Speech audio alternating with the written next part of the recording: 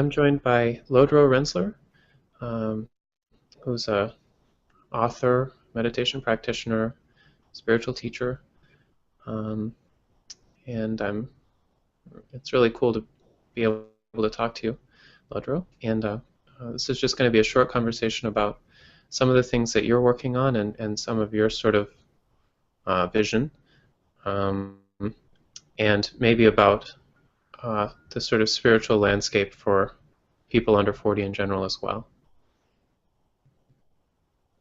Yeah, thank you so much for taking the time to meet with me.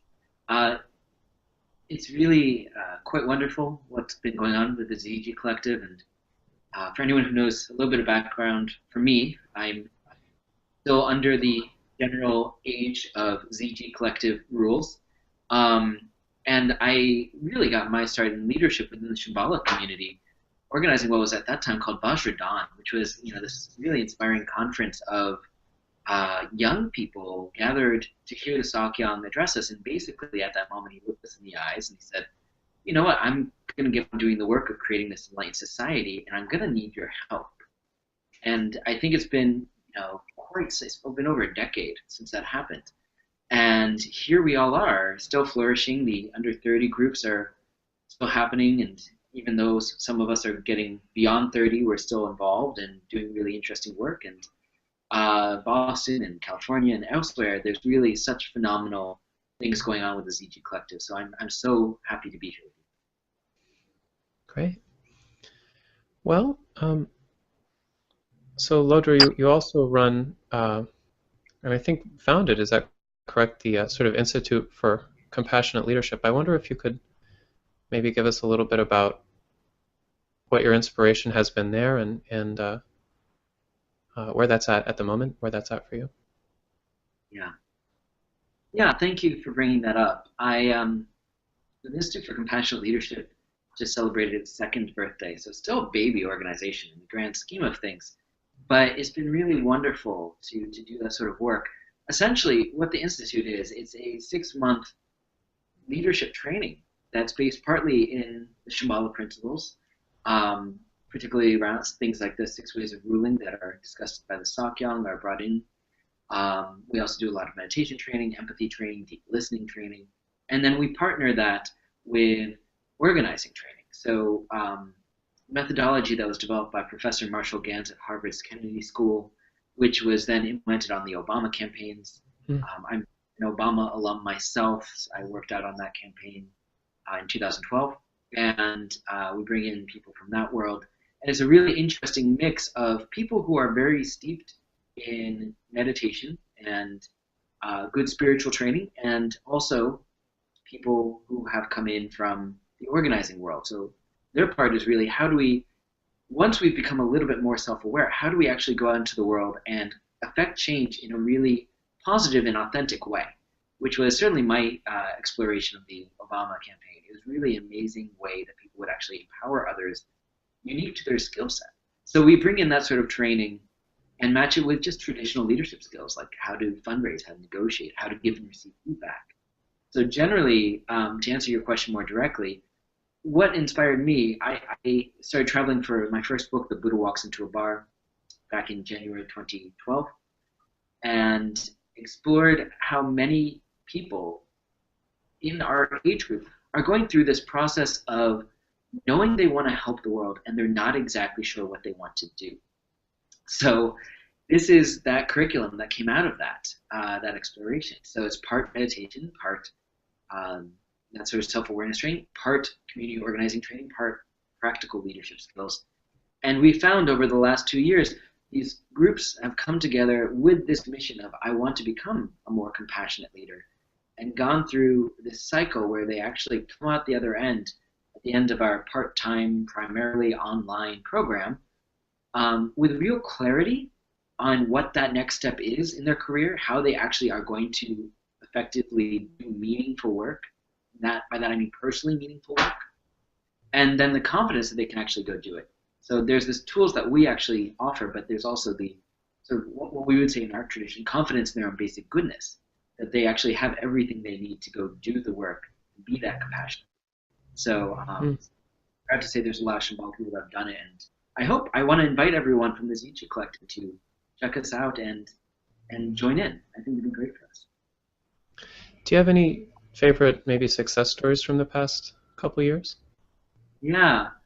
Oh goodness, there's a few, but one that just comes to mind because I was talking with her earlier today is this woman Jen who um, I don't think she would mind me sharing that she grew up with a mother who's bipolar, and Mm. her journey was not just like what am I going to do next for my career, but really sort of exploring what that meant to her. She hadn't looked as much or as deeply into that relationship as she had in the past. So she ended up graduating with this real sense of I want to make this experience that I'm living more widely known. And she came from the film industry, and she thought she was going to leave that and go do something completely different. Mm. Instead, she's actually in Taiwan right now, living with family, sort of pulling the starving artist routine, but she's writing a screenplay based on this book that she found on living with mental illness. And she's adapting it to film. And I actually really, given her background, I have complete confidence that this will actually get made and she'll have a really profound effect in sharing that story. So that's one that many that I actually think is really wonderful. Another person was in med school. Jamie was in med school when she came to us and was like, her big freak out moment in the institute was, I don't think I want to become a doctor. And Right. that's been best in med school, big realization. But for Right. her, getting like this sort of synchronicity started occurring, and I think anyone who sort of explored the Shambhala teachings know that there is some sort of magic that comes out when we actually relax into these explorations. And and she ended up getting this really amazing job after graduating with ABC News, where she's working on stories from a medical perspective that matter to her. And she's also sort of infiltrated this giant news corporation, and she's teaching meditation there every day. And she's offering Well, her practice in a way that she never thought possible. So it's been very cool to watch her development as well. yeah, no, those are really cool, and I think that speaking personally, I'm about to leave my 20s, and a lot of these years, have been um, just a kind of jumble of asking, sort of like, where do I fit? Where, like, how is the whole thing going to drop in? How's it all going to gel? And a lot of that, obviously, not obviously, but for me was, you know, like interpersonal. Who am I going to be with? And fingers crossed, they may have solved that problem. But also, what can I offer the world? I think that um, that it's a huge question for almost anybody my age, unless they are engineers and love being engineers, which are people I've met and I'm frankly a little bit jealous of. But it's sort of like, where do you fit?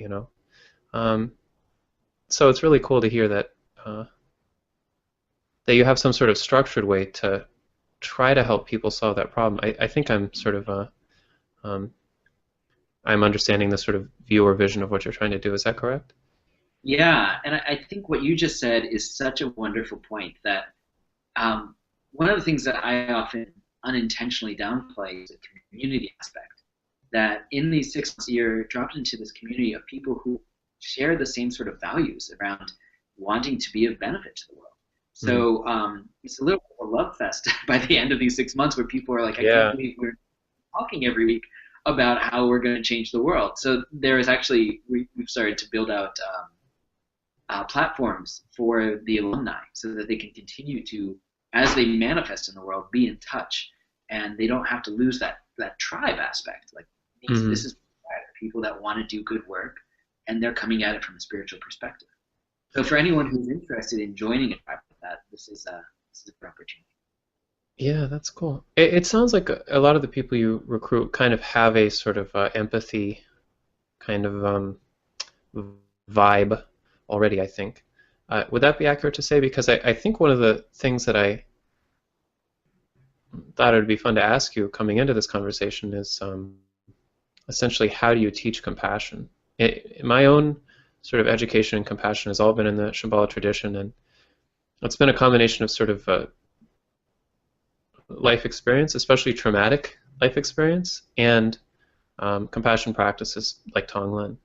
Um, and I know that there's a lot of energy right now around just this sort of idea of compassion itself. Like I know that there's this charter for compassion that was first a TED talk and then actually got funded and stuff. But I think a big question mark to me is, how do you instill that in somebody in a way that uh, that maybe preserves whatever sort of worldview they have coming into your attempts to sort of make those people compassionate. Because I think a church or a spiritual community or whatever can give you great reasons to be compassionate, but um, I it's always a question for me how you actually make that leap, and don't just sort of write a bunch of blog posts sort of celebrating compassion itself, and then everybody sort of goes on their way, and you know and when things get difficult, it's sort of like, well, I'm sorry, but I need this right now, kind of thing, if the question makes sense. It does, yes. And to answer your the first part of that question, that's exactly what we look for in people that are applying. We're looking for people who are saying, you know what, I actually have that little seed of compassion, and I know this is important to me. I know this is going to be a big part of the work that I'm going to do in the world. And the first 2 months of the time in the Institute really is working on self. And then we build on that, how do we work with others, and then how do we benefit society as a whole. So sort of 3 2-month chunks. There's, each have a weekend in New York City, then an online class, and day long that can be done online or in New York. And we're very flexible with these sorts of things in terms of like people catching up on recordings. But the overarching notion here is those 2 months is a time that we are actually exploring every nook and cranny. It's an intense meditation program in this way of our prejudices, of our positions of power that we come from, of our very fixed notions of what it means to create change. So ideally, we start looking at all these things and stripping away some of the fixed expectations around what I think needs to happen, what I want to see be the change in the world. And as a result, we're actually more able to tune into what's going on right in front of us. So if someone goes into work on Monday having done one of these programs, they're more in tune with what's actually going on at work as opposed to what they think needs to happen in change. And as a result, they naturally manifest compassion because they're more in tune with the people that they're working with. They're more in tune with the difficult conversations that need to be had. They're more in tune with that jerk of a boss. And that person's probably suffering just as much as they are. So there's real empathy that wells up when we sort of set aside our fixed expectations and our set opinions and tune into who's actually around us. So it's not something that's taught so much as we sort of start peeling away the layers, you could say, of habitual dynamics that come up for each of us so that we can rest in compassion. It's already there. It's something that we already have inherent within us. So it's more of a discovery process than something that we're like, here's your compassion homework. It's like not learned, but discovered. Yeah. Yeah, that's interesting. I mean, I'm curious sort of what your case history is with compassion. I can sort of think back to a time when I was relatively selfish, like when I was 10. And then in my teens, I was sort of a mix. And then in a lot of my 20s, I was actually rather caring and kind and compassionate. And who knows what will happen in my 30s. But I'm curious what your history is and sort of how that has evolved for you. Yeah. I've never been asked that question before. Thank you for that. I was raised within this Shambhala lineage, and I think I was similar to you. I would like to think that maybe the environment within which I was raised, I had more of an exposure to teachings around compassion and things like that. But, I was a normal kid, and I was probably a jerk in high school and all these sorts of things. For me, there was a moment when I was 18 years old where within 1 year, 18 people I knew and many of whom I was close to passed away. And it was just a horribly dramatic year. I mean, really, everyone from my grandmother and my uncle, some of which was expected, to a child that I babysat who unfortunately died in a car accident at 8 years old. So it was this moment of like completely being hammered with the nature of samsara and that things aren't permanent. death is real. And I think that skewed my interest as I entered college and started to want to have that impact. So I think my 4 years in college was that journey of how can I have that purposeful life. So maybe a plus side to all of that death was me starting to think about these things maybe a little bit earlier than I would have otherwise. And for the Institute for Compassionate Leadership, it was born of a similar incident where one of my close friends, Alex Okrent, who was a longtime Obama staffer, he left our senior year of college to go work as an intern on Obama's Senate race. He ended up going on to be a key leader in the 2007 primary and 2008 campaign, worked for the administration, went back to the 2012 campaign, and passed away unexpectedly at the age of 29. And I have written a little bit about this if people want to talk about it. I have a hard time talking a lot about it, particularly in interviews, but I will say that propelled me onto the Obama campaign, and that propelled me into a room of 7,000 young people who had their first taste of, like, I created social change because they had worked on this campaign and they had helped elect this not this new president, but they had helped to re-elect this president. And they devoted, all waking hours for months or years to that outcome. And he gave a beautiful talk about, like, you got to go find what you're going to do next, essentially. But I believe in you to do good things. And then he folded up his notes and he talks extemporaneously about my friend Alex. And it was a really beautiful speech. But a part of it was the fact that Alex had become very focused early on in his life. So he'd been able to have a really tremendous impact during this short period that he was here. And I think that motivated me in that moment. The sort of idea for the Institute for Compassionate Leadership fell on me. It was like, oh, all this meditation stuff I've been doing for so long. And I just had such inspiring experience on this campaign. There's all these people that now are like, they want to help the world. They're not sure what's up next. Maybe these things can all fit together. And it just sort of clicked for me in a very big way. So I would say that this was like the whole founding of the Institute was this sort of moment of open-heartedness without a lot of concept, and then it just sort of sprouted into a whole thing. So that was my experience, I would say, of turning specifically the attention to the compassionate leadership. That's a really beautiful story.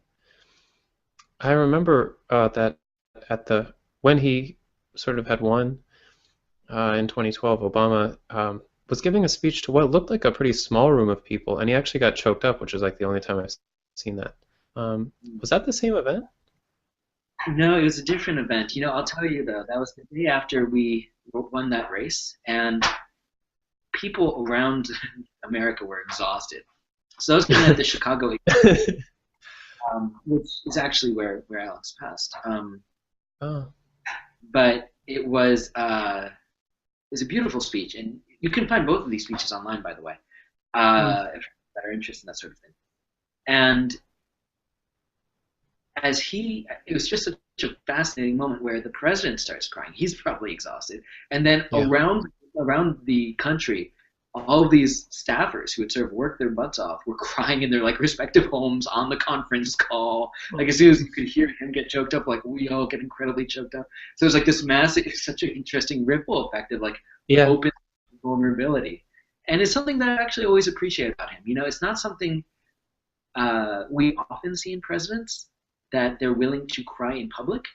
I mean, this is a very powerful position, and I really, you can love or hate some of the policies that have come up, but I've always admired that when there is a shooting in Connecticut, he will get up and be a dad and say, I can't even imagine what it would be like to lose kids, and cry. So I've always been inspired by that part of his legacy. Yeah. I mean, I personally sort of think the world of Obama, so I'm sorry if this is intolerable to anybody who's actually listening to this, but but I really do, and I remember the speech you're talking about where he said, being a parent is like having your heart walking around outside of your chest, you know, and just that a president would sort of kind of go there was really memorable, and um, yeah, I think he's really, as you said, he's had policy sort of successes and failures, but I mean, I think he's conducted himself with an incredible amount of dignity and kind of grace, and I don't know why this is turning into a thing where we say how great Obama is, but I really appreciate that, and it sounds like you've gotten sort of a lot of the same energy off him, and he's actually sort of been a really kind of inspiring figure for your life, in a kind of a very Yeah, concrete way. yeah, and I would say, looking at the board of the Institute for Compassionate Leadership, we have people who were sort of key leaders in that world of both the Obama campaign and administration, and then we match that with people like Sharon Salzberg and Satya Nadella. So, I mean, I'm very honored that all these individuals would be involved in our work. And They're on your board or something like that. yeah, Yeah, that's cool. Well, speaking of the Sakyong, I know you're also teaching a program in May with the Sakyong. Did you want to talk a little bit about that? I would love to. So in May, I believe it's May 15th to 17th, I'll be at Karma Choling, and I have a really big honor in that I will be helping teach a program led by Sakyong Mipam Rinpoche.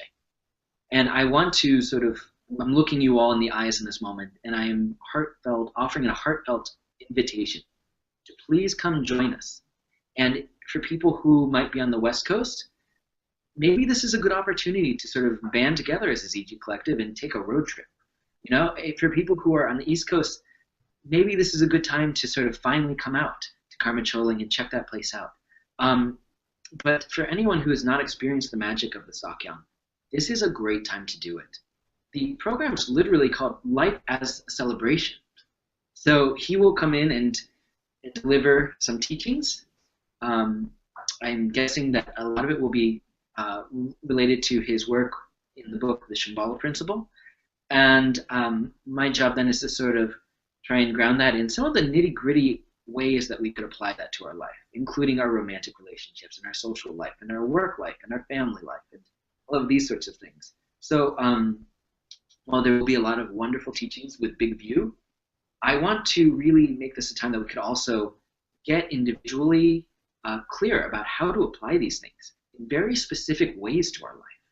And I think that's going to be a really interesting experience. And you said earlier, we often are looking for a tribe. And I think the people that will come to a program like this is going to be a very interesting tribe of people who really know that it's going to be on us to help the world. And in order to do that, we have to really figure out how teachings like basic goodness and compassion and mindfulness manifest in our day-to-day life. So I would love to see everyone there. I think it's a really amazing opportunity to connect with His Majesty. So, Gotcha. that's Yeah, my, that sounds really cool. That sounds like yeah. sounds like fun. It will be fun. I mean, that's the other aspect. In addition to Right. us nitty gritty and into the teachings, it's going to be really fun. So I hope that people can come. Gotcha. Well, really nice to talk to you, Lodro. Do you have any kind of stray thoughts of any kind about sort of what you understand the Ziji Collective is trying to do, and any suggestions for how we could go about doing it, or kind of any um, general ideas based on working with a lot of people under 40 who would like to build a better world? Any ideas about how you concretely go about doing that aren't captured in your 6-month seminar? Sure. I mean, I will say that one of the things that's personally important to me is that we always balance two things. One is making sure that our local communities are inclusive of all types of people, and that often means empowering leaders that do not look like existent leaders within Shambhala. Mm. and I'm all for that. So if we could sort of turn our eye to making sure that we are very inclusive of people who are from very different socioeconomic, racial, sexual orientation backgrounds, this is something that I think would be transformative within our communities. And if it can start at the Ziji Collective level and then manifest out more widely at our local Shambhala centers, how wonderful would that be?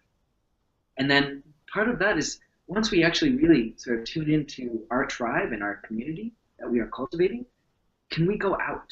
I work with the Reciprocity Foundation, which is a homeless aid organization here in New York that tries to treat their clients from a holistic perspective, including meditation training and things like that. But I think if each of us actually figure out how we can manifest, and ideally bring other ZG Collective members into the things that we are passionate about in terms of our community, how we can help our community, that would also be incredibly transformative, and that would also inspire and be transformative at the Shambhala Center.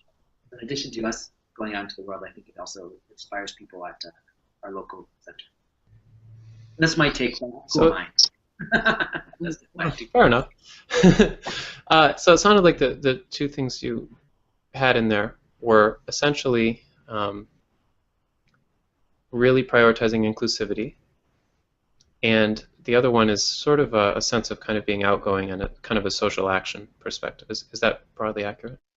Yeah, and that's my sense of what we could be doing in our local ZG collectives, but it might be fodder for discussion at your level, and maybe this is not at all what you want to do.